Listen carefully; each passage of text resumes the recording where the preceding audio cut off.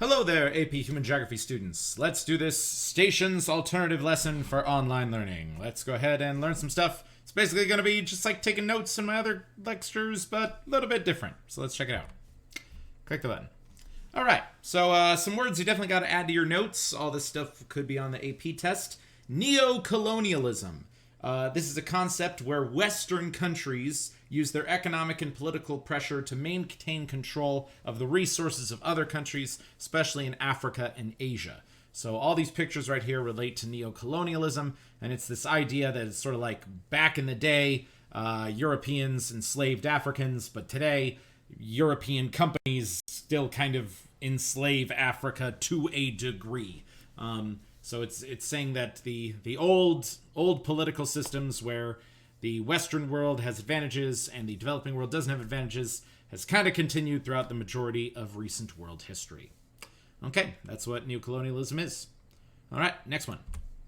Self-sufficiency. So this is a development strategy that some countries utilize where they say, okay, how do we turn ourselves into a modern economy? How do we get factories? How do we do all that stuff?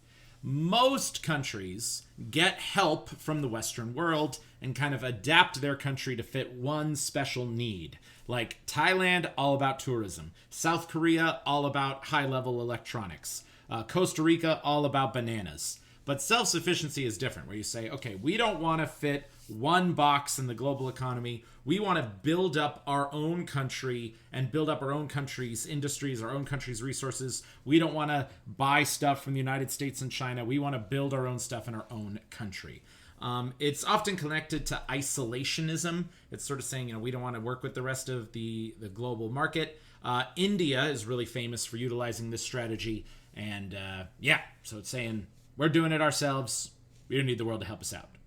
I don't know if I would recommend this strategy personally. I've seen a lot of examples over history of this strategy not working. Okay, moving on. Optimum location. Okay, this is a fun concept. So it's saying, it's sort of like this question. Where do you build your business? Okay, if you're gonna found a new amusement park or a new restaurant or a new this one's wind power location, what spot makes the most sense? What is the most optimum? And typically, you're going to look at the three sectors of the economy that make the most sense to you. You'll say, okay, where are the primary goods that I need for my industry? Where's the secondary goods I need for my industry? And where's the tertiary sector for my industry? Typically, primary goods are going to be kind of far out in the wilderness somewhere at a mine or a farm. Manufacturing, that could actually be located all over the world nowadays. So your secondary industry's optimum location, it could be anywhere, but usually wherever there's really cheap workers. And the tertiary sector, well, usually that's where people buy your product. So it's probably going to be in a major city. That typically will be the case. And so, here's just some advice with optimum location. Usually you can't change the location of a primary industry. Usually it's like, okay, if your job is to be a farmer, you're gonna have your factory located out near a farm, or that's you have to have certain land that'll be good for a farmer. If you buy a bunch of land in South Las Vegas, not gonna be able to grow a lot here. That's the trouble. But the secondary sector, the quaternary sector, they can really be all over the world, and tertiary just has to be by a major city. And a big thing also with optimum location usually comes down to the weight of the product in question. Let me give you some examples where this could really matter. So let's say you're a company who's a paper mill. You turn trees into paper. Does it make sense for your paper mill to be closer to the forest, your primary industry, or does it make sense to be closer to a big city, the tertiary industry? And in the case of a paper mill, you probably want to be closer to the forest because it's just, moving trees is really heavy, really difficult, really bulky. And it would be kind of weird to cut down a tree, put it on a truck, drive it down a highway for 50 miles, get to a major city, unload the tree in the major city, turn it into paper. It's way too bulky, way too difficult to move. So a paper mill, the optimal location will be near the primary sector for its secondary business of actually manufacturing paper. But an alternative example in the other direction could be a soda company. Let's say you decide to make a factory that bottles soda. Okay, and you got a contract with the Coca-Cola company, and you say, Coca-Cola, I'm going to make your soda for you. Does it make more sense for you to bottle all of your sodas right by the Coca-Cola headquarters in Atlanta, Georgia, and then ship them to Las Vegas or the rest of the country? Or does it make sense to have your bottling factory near Las Vegas, wherever your major city is, and then just say, hey, Coca-Cola, send me the syrup for your soft drinks, and I'll mix your syrup with water, and I'll put them in cans and then sell them all around the major city in question. And that is definitely the current case. Almost every major city in the United States has a Coca-Cola bottling plant very close to the major city, because it's just a lot more efficient to just send giant packets of syrup around the country, and then you turn them into the sodas and the products once you're actually closer to the market. So that's the example of where you're closer to the tertiary sector. All right, cool. So let me do a kind of thought experiment with the class. And let's say you work for the Walt Disney Company, and you look at this map right here that shows you where Disneyland Park is in Anaheim, and it roughly shows you where Disney World is in Florida. If Disney wanted to build a third theme park in the United States, what would be the most advantageous place to build it? And, usually kids will give me some pretty good arguments about this. Some kids might say North Dakota, kind of balance it out the best. Some kids will say New York State. But I'll tell you, if Disney had to make a third theme park, they'd probably make it in Dallas, Texas. And the reason why they would avoid the whole northern half of the United States is because that's where it snows. And people generally can't ride a roller coaster when it's all snowy and covered in that stuff. So Dallas, Texas would most likely be their third choice. Okay, and then there's wind power in Nigeria, and it's just a map saying what's the best place to put wind power, and they found out that the best place that sort of connects to the most power grids and is by the most cities and has the most actual wind is that place called Pashantown. Cool, moving on. All right, here's some more optimum location questions for you. All of these refer to the Las Vegas Valley. This is a optimum location question that I actually asked the other day to a friend of mine. We wanted to get Indian food together, and we're down here in the Enterprise, Southern Highlands, Mountains Edge area. And we said, where's the closest Indian food place? And the closest one was way over here or way over here. I was like, what the heck? So kids, if you want to make some money, open up an Indian restaurant in Southern Highlands, because I will go there, my friends will go there, and there's not one within like a 10-mile radius of us way down here. So it just makes sense, because there's no competition. Put an Indian restaurant here. That'd be the optimum location. If you built a fifth Indian restaurant on this side of Flamingo Street, you'd be kind of silly. All right, here's another optimum location question. This one's always a fun one to do in class. Where should Las Vegas build another major water park? And I think Google Maps was really nice here, and it put some just water, like mini water parks on here. But Wet and Wild and Cowabunga Bay are the two major water parks, and they're sort of both in the south side of town. So I would think if Las Vegas made a third water park, they'd probably build it way up here in the Centennial Hills area. That just would make a lot of sense to just kind of balance out the spacing of water parks. And my last question is Oishi Sushi. This is a restaurant Mr. Brown loves. There's two Oishi Sushis in town. They're both on Rainbow Boulevard, surprisingly enough. And they're both, one's in like the middle of the town, one's kind of in our part of town. But I would think that maybe you build one in Henderson, just kind of balance it out, because there's a whole lot of people on this side of town that are being neglected from delicious sushi. Okay, containerization. I've already got some great videos about this that I hope you guys have enjoyed watching. But let me just explain how amazing containerization is, because this just deserves even more credit. Okay, before the year 1960, if you were trying to ship stuff around the world, it was really difficult and really complicated. Every ship had different standards of loading stuff. You had to unload things box by box. And it was a hassle, and things got stolen, things got lost, things got damaged. Ain't nobody got time for that, okay? But starting in the 1960s, this American guy came up with this amazing thought of what if containers could be driven on trucks or put on trains. You take those containers directly off the truck or the train. You never even open the container, and you just load it directly onto a ship. And then you take that ship somewhere, and the ship directly loads it off. And he knew that it would require kind of international cooperation. Like every country in the world would have to use the exact same size of container and kind of have the exact same specifications. But sure enough, he got things going in the 1960s, and it took off since then.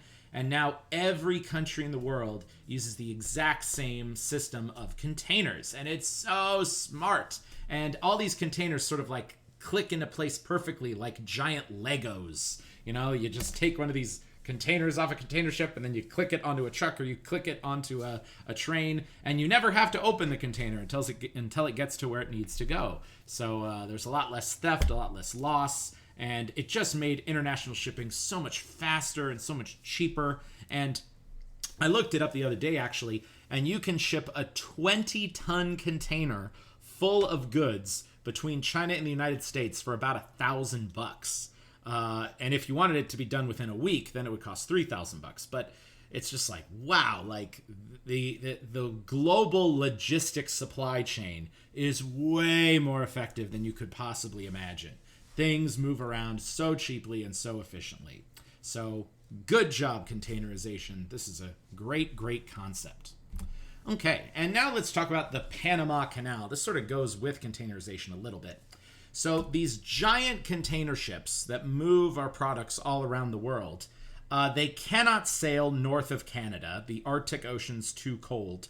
And maybe some could sail under South America, but under South America is a part of the ocean called Drake's Passage, and it's really kind of violent, crazy weather all the time, and ships, like I think some container ships have gotten destroyed down there. So if there's a container ship on the western side of the Americas, and they want to go to the eastern side of the Americas, they want to go to the Caribbean Sea and the Atlantic Ocean, basically the only choice for them right now is to go through the Panama Canal. It's this giant man-made cut we made through the country of Panama that ships could actually go through. And the Panama Canal is definitely one of the engineering marvels on planet Earth. It's definitely one of the most impactful edits to the global sphere that humanity has ever done. And because the really cool thing about the Panama Canal is the country of Panama actually has some mountains going through the middle of it. And the question is, how do you get these ships over mountains? And what they did was they built this lock system where the ships sort of go up and down these stairs. And that's how we actually get these ships all the way over the mountains of Panama.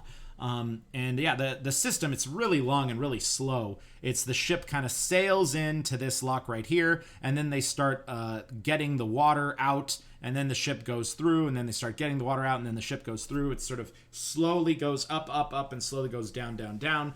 And it takes a couple days, is my understanding, to get through the entirety of the Panama Canal. And only 2 ships can go through at a time, and it's a really slow process. And here's a picture of just a bunch of ships waiting off the coast of Panama for their turn to go through the Panama Canal. And my understanding is they have this canal running 24 hours a day, every day of the year, and it's always backed up, and there's always ships that are like, oh my gosh, I got to get to the other side of the world. Come on, give me a chance. And the Panama Canal has not been updated in over 100 years. This is actually a very old technological system. And it would be a lot better if we could either expand the size of the canal so then even bigger ships could go through. It would be better if we made more lanes so more ships could go through faster. But it would take a whole lot of international investment, and I don't know if people are going to do it. So if we made the Panama Canal bigger, world trade would be way better, and things would be even cheaper, especially on the east coast of the United States. So that'd be pretty cool. Let's make it bigger. Yeah. All right, let's talk about this next concept, debt around the world. So debt is when you owe money to someone else, and almost every country in the Western world has lots of debt. Debt is not a good thing. There's some economists who'll be like, but debt is good in these ways. It'll build your credit or something. I don't recommend that at all. If you have debt, it's not great because it means you owe someone money, and someday you're going to have to pay it back. And one day there will be a financial reckoning, and the United States, the United Kingdom, France, Spain, Italy, Yeah, you got to pay it back sometime. But the biggest countries that have a lot of debt are Greece and Japan. And Japan is real bad. You see, like, look, we already talked about how Japan isn't having a lot of people in their population, but Japan is also spending more money than they're taking in every year. And if you look at Japan's long-term projected population, I mean, every year they're losing people. And if you're losing people, you're losing tax dollars, you're losing revenue for your government. I think it's just going to get worse and worse for Japan. So they're in a whole lot of financial trouble that'll one day come and bite them in the butt. But the countries that have almost no debt are China, Russia, and lots of Middle Eastern countries. So those countries are actually the ones who are kind of bankrolling some of these countries that continually go into debt. It's pretty smart for them. They're thinking long term, and most of the Western world is not. So it's going to be rough one day when the debt comes calling. Okay, now let's talk about outsourcing. So this is when a company utilizes services from other companies, other peoples located in a completely different part of the world to do a portion of the work. A great example of outsourcing is when a company says, okay, we want to set up a call center so people can call our company if they're having problems with our product. And rather than hire Americans to run the call center, what typically happens is they have people in India or in the Philippines run the call center. And they just do a whole lot of work to try to train those people in India or in the Philippines how to sort of speak with an American accent and how to sound American. That way when Americans call and are like, I'm having problems with my vacuum, they just talk to somebody in the Philippines and they'll never know. And outsourcing, it's way more common in digital companies that involve software or that involve telecommunication in some way, shape, or form. I know, like, recently a video game company set up their call center to be in Dublin, Ireland. I thought that was really interesting, that if you have problems with a video game, you call this 1-800 number and your call goes all the way to Ireland. So that's what outsourcing is all about. And the large reason you do it is when it really doesn't matter where your worker is located. If you're just setting up a call center, boom, it doesn't matter. If you need someone to code a website for you, it doesn't matter. So you just use the internet and technology to connect people all over the world for one company. Okay, offshoring. This is a relatively similar concept to outsourcing, but outsourcing is when you hire people around the world to work for your business. Outsourcing is when you move your physical business location, offshoring is where you move your physical business location primarily to another country. And offshoring is typically the case in manufacturing. And this happened a whole lot in the 1980s to 2010s when many companies in the United States offshored their manufacturing centers to China. And the main reason you do this is to save costs by hiring cheaper laborers. Because it's the same kind of logic with outsourcing. Because outsourcing, it's, we're going to have these cheaper laborers do our call center work in another country. And offshoring is, hey, we could hire Chinese people to work in our factory for way cheaper than American people, so we're just going to move the whole dang factory to China. It's just saving costs, connecting with the global economy. All right, the World Bank. This is an international organization that provides financial assistance to developing countries. If you're someone who's trying to make a business in India, it's totally possible you can call up the World Bank, get a loan. It'd be great. So they're designed to just assist people to get out of poverty. Probably going to do a whole lot of work in sub-Saharan Africa and developing Asia. That's the World Bank. Just know it's our international banking system designed to help out poverty places on planet Earth. All right, stimulus versus austerity. This is a concept I know a lot about. So, when a government is having a financial crisis, there's sort of two choices they can make to try to resolve the crisis. They can be like, oh my gosh, people don't have jobs, people are running out of money, what could we do? They either try to save the economy by throwing money at people, throwing money at businesses, and that's called stimulus. You're just printing money, giving it to people. Like during the year 2020, every American has gotten 2 $600 checks. That's kind of cool. But alternatively, the government could say, wow, the economy's not doing so great, money's not coming in, we should cut back the size and the scope of government and the size and the scope of what government is doing to the people because we don't have enough money in, we can't have anything coming out. And cutting back the government is called austerity. And austerity is probably a long-term solution because it's sort of saying like, look, we're not going to just print off our money. We want to just think about how we can adapt to these economic conditions going forward. And really, both these choices have positives and negatives. Okay, stimulus will make things better in the short term, but honestly, in the long term, the government's going to have to account for that money somehow and maybe raise taxes for the stimulus money or maybe devalue their currency for the stimulus money. Austerity, on the other hand, that will hurt in the short term because people will be like, oh man, the government isn't giving us services anymore. But in the long term, the government is ultimately going to save money and not put the economy in trouble in the future. So those are those two strategies. And typically, austerity is something that's been done in Europe in recent years. And stimulus is something the United States is just in love with. So just throwing money at everybody. All right, moving on. Okay, purchasing power parity. This is an interesting concept. So when you really want to think about it, you're like, how can we compare the economy of the United States to the economy of China? You can compare the economy in a lot of ways. You can see how much stuff China and the United States each make. You can see the value of their currencies when compared together.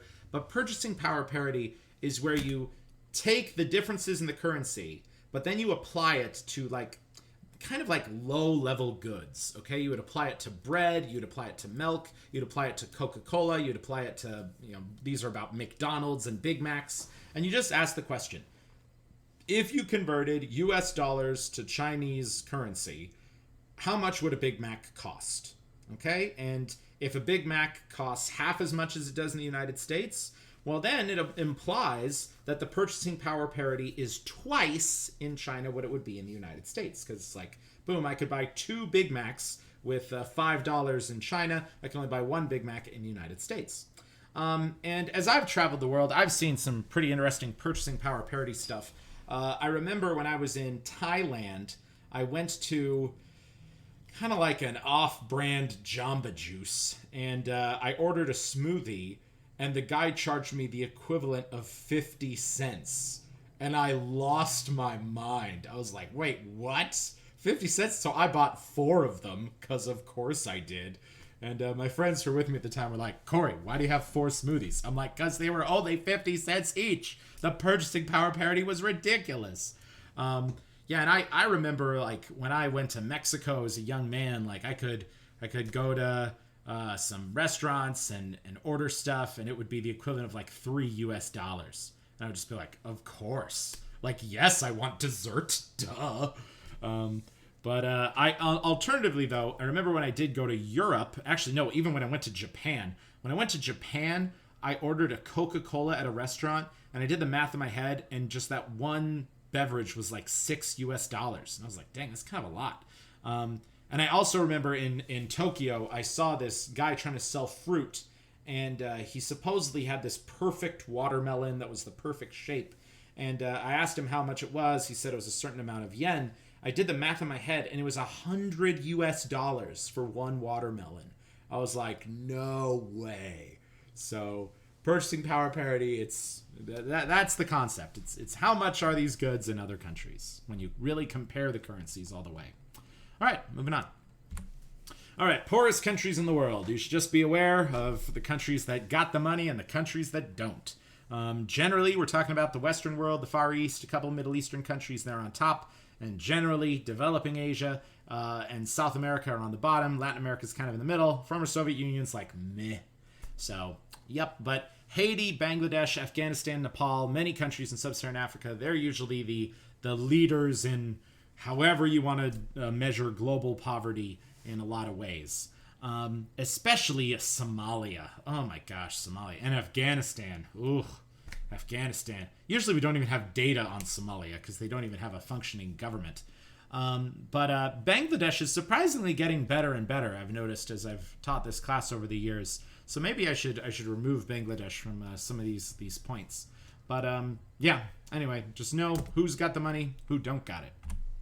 Okay, dependency theory / world system theory. These things mean the same thing, and it's really similar to the concept of neocolonialism that I started this Prezi with, but maybe it's defined a little bit different way. But it's this idea that resources are flowing out of the developing world, and the developed world is reaping the benefits of those resources. Some top-tier examples of this are smartphones, like the one I've got right here. These smartphones have a lot of specialized metals and materials that come from mines in Africa. And so the African mines mine cobalt, they mine zinc, they mine all the stuff that you need to make fancy electronics, and they put those stuff in container ships. They ship that stuff over to China, South Korea, and Japan. There they actually put the phone together, and then they ship the phones to the Western world, and eventually gets to your Apple store, and they sell it to people here in the West, largely. And when you sort of reverse look at who makes money over that supply chain, the Apple company, based in the United States, the people who designed the phone, they usually keep, 70% of all the money from that product. The Chinese, South Koreans, Japanese who built the thing, they'll get maybe 25% of the money from the product. But the miners in Africa that actually had the primary resources to build your phone, they'll usually only end up getting maybe 5% of the money for the product. So it's not a fair deal when you kind of look at the global supply chain of many, many products. And that's, dependency theory and world system theory. Okay, that's it for me. Peace out.